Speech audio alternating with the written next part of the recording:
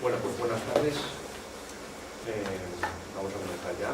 Bienvenidos a esta casa, al Centro Territorial de Innovación y Formación Madrid Sur, a este curso especialmente dirigido a los profesores de enseñanza secundaria de los departamentos de Geografía e Historia, Filosofía y Lengua Castellana y Literatura.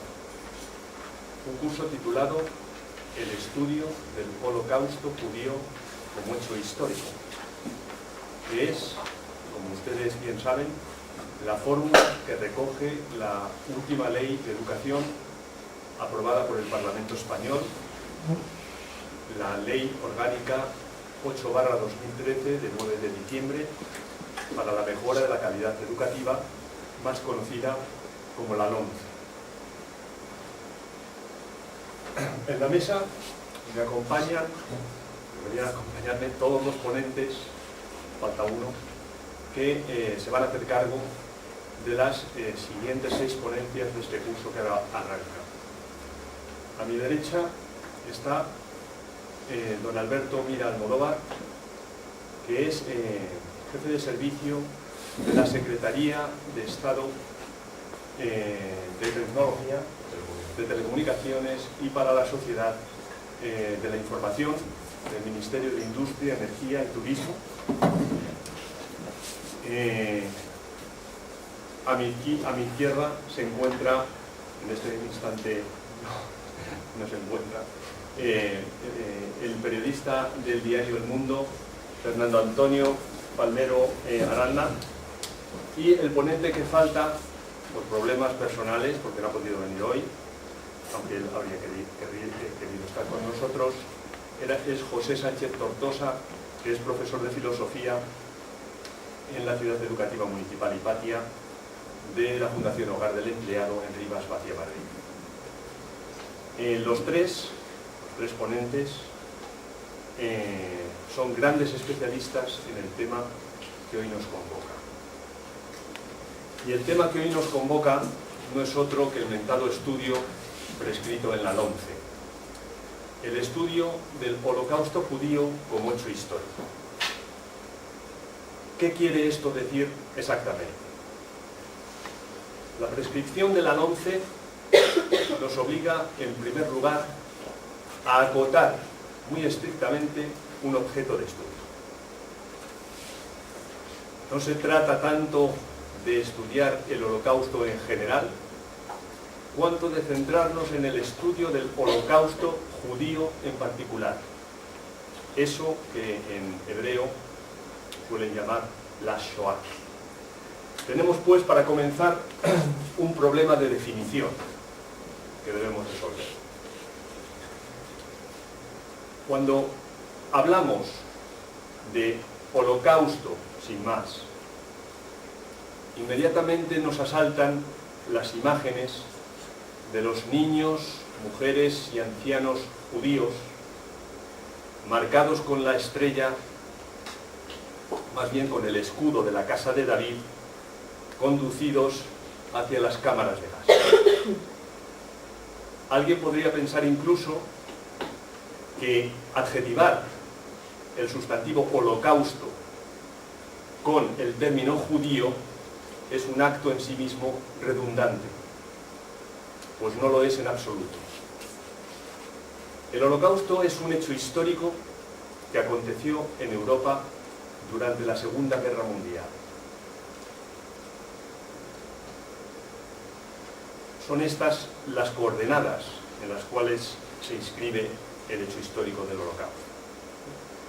Fue la destrucción de más de 7 millones de europeos en un contexto de guerra.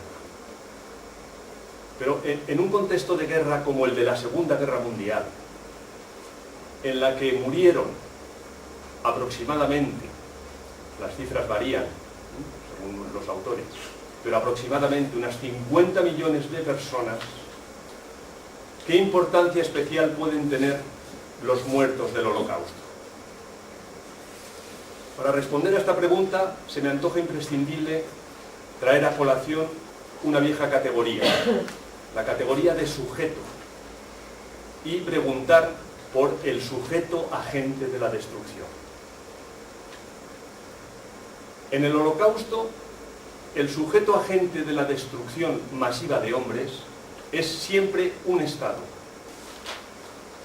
Esto es lo que lo diferencia radicalmente, por ejemplo, de un pogromo, que sería un levantamiento asesino de una parte de población civil contra otra parte de esa misma población civil. Pero el Holocausto no es un acto singular de guerra. Por ejemplo, no es la destrucción de un número elevadísimo de soldados enemigos del Estado que la perpetra. Tampoco es el Holocausto un acto bárbaro de guerra. Por ejemplo, la destrucción por parte de un Estado de parte de población civil de otro Estado o de otros Estados. El Holocausto no es en absoluto un acto de guerra. Debemos recordarlo y repetirlo. El Holocausto no es la mera destrucción de población civil en un acto de guerra. La Segunda Guerra Mundial es fecunda en este tipo de destrucción. Los bombardeos atómicos sobre Hiroshima y Nagasaki produjeron en el acto más de 100.000 muertos. Niños, mujeres, ancianos. El Holocausto es, y ahora sí que vamos a intentar dar una definición positiva del término, el conjunto de matanzas perpetradas durante la Segunda Guerra Mundial por cualquier Estado europeo, no solamente por el Estado Nacional Socialista Alemán, contra su propia población. Este carácter que podríamos llamar reflexivo de la destrucción es lo que, a mi juicio, permite distinguir cabalmente las víctimas del Holocausto del resto de las víctimas mortales del Holocausto, del resto de las víctimas mortales de la Segunda Guerra Mundial. Dicho con la frialdad de las siempre revisables cifras, atendiendo solo a los grupos más numerosos de las víctimas y simplificando, como ya pueden imaginar, bastante, puede decirse que el Holocausto es la matanza institucionalizada de unos 100.000 enfermos mentales, más de 5 millones de judíos, al menos 2 millones de prisioneros de guerra soviéticos, aproximadamente unos 322.000 serbios y alrededor de 250.000 de gitanos. El mayor número de las víctimas correspondió sin duda a los judíos. Más de 5 millones de una población que en Europa, según las cifras manejadas por los propios nazis en la tristemente famosa conferencia de Wannsee, donde se decidió, o más bien se terminó de coordinar, lo que ellos llamaban die Endlösung der Judenfrage, es decir, la solución final del problema judío, ascendía más o menos a unos 11 millones de personas en toda Europa. El curso que está comenzando se va a centrar en el estudio de la destrucción de los judíos europeos durante la Segunda Guerra Mundial, es decir, en el estudio del Holocausto judío, y va a tratar de poner de relieve la especificidad de la Shoah. Pero volvamos a la Ley Orgánica 8/2013 del 9 de diciembre. La LOMCE no solamente señala un objeto de estudio, la Shoah, no solamente nos dice qué debemos estudiar, también nos dice cómo debemos llevar a cabo el estudio de la Shoah. ante las desorbitadas cifras de muertos de la Shoah,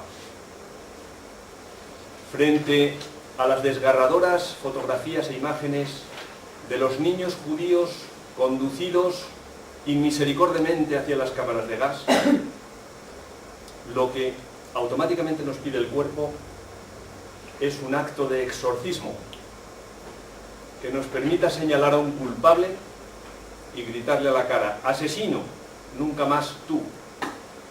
Es decir, lo que instintivamente tendemos a hacer es abordar el hecho directamente desde el punto de vista del valor o de los valores ético-morales. Y es esto precisamente lo que no debe hacerse según ley. La LOMCE prescribe el estudio del Holocausto judío como hecho histórico. Nos conmina a conocerlo antes de valorarlo o calificarlo. No se trata entonces de abordar directamente el hecho desde inmediatamente y de una forma un tanto irreflexiva, desde la dicotomía moral bien-mal.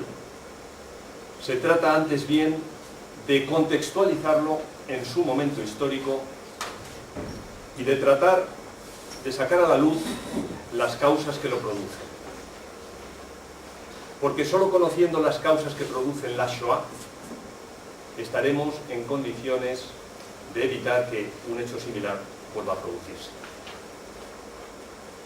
Y entre las causas que producen la Shoah, sin duda está el llamado antisemitismo, que es un término vago donde los haya, dado que el adjetivo semita hace referencia tanto a los hebreos como a los árabes.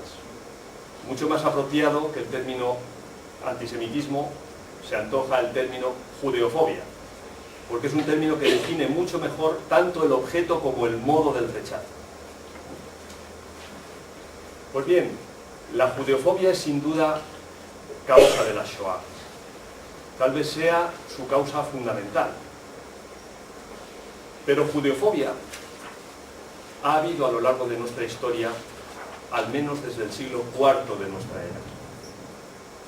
La judeofobia se ha ido sedimentando a lo largo de buena parte de nuestra historia hasta llegar a convertirse en una lamentable seña de identidad de nuestra tradición cultural.